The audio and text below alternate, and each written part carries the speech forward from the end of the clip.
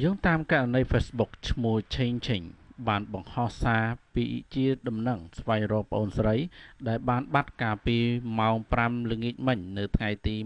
26 ខែមិថុនាដែលបានសរសេរប្រហែលជាប្រមាណម៉ោងមុននេះថាដំណឹងស្វែងរកប្អូនស្រីជាបន្ទាន់ខ្ញុំបានបាត់ប្អូនស្រីកាលពីម៉ោង 5 ល្ងាចមិញនេះនៅថ្ងៃទី26 ខែមិថុនានៅពេលដែលនាងចេញពីរៀនគួរនៅវិទ្យាល័យហ៊ុនសែនបូរី100ខ្នងក្នុងសង្កាត់ទឹកថ្លាខណ្ឌសែនសុខរាជធានីភ្នំពេញឈ្មោះអៀប៊ុនធៀងអាយុ17ឆ្នាំរៀនថ្នាក់ទី12នៅវិទ្យាល័យហ៊ុនសែនបូរី100ខ្នងនាងមានភិនភាគរៀងធាត់បន្តិចហើយសម្បុរស្រអែមជាម៉ូតូម៉ាក Suzuki Leaf ពណ៌សប៊ិចខ្មៅដែលមានផ្លាកលេខភ្នំពេញ 1FA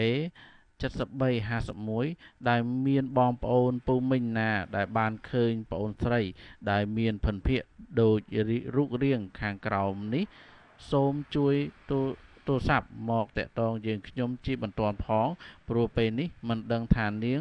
ទៅកន្លែងណាទេទូរស័ព្ទទំនាក់ទំនង093 28 038 និង012ឬ015 55 43 37បាទសូមជួយ share បន្ទាន់ផងតែបើយើងសង្កេតឃើញរូបភាពខាងក្រោមនេះមានករណី Facebook ឈ្មោះនុចបានឆាតក្នុងប្រអប់សារ inbox ថាដំណឹងស្វែងរកប្អូនស្រីជាបន្ទាន់ខ្ញុំបានបាត់ប្អូនស្រីកាលពីម៉ោង 5 ល្ងាចនេះបងជួយ share រកប្អូនស្រីឲ្យខ្ញុំផងបាទពុកម៉ែបងប្អូននេះគឺជាព័ត៌មានមួយដើម្បីស្វែងរក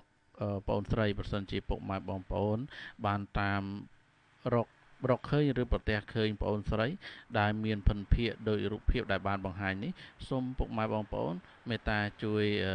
call ទៅតាក់ទងតាមទូរស័ព្ទ093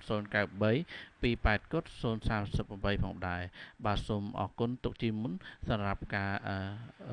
ស្វែងរកនិងផ្ដល់ដំណឹងផងដែរបាទសូមអរគុណសូមជម្រាបលា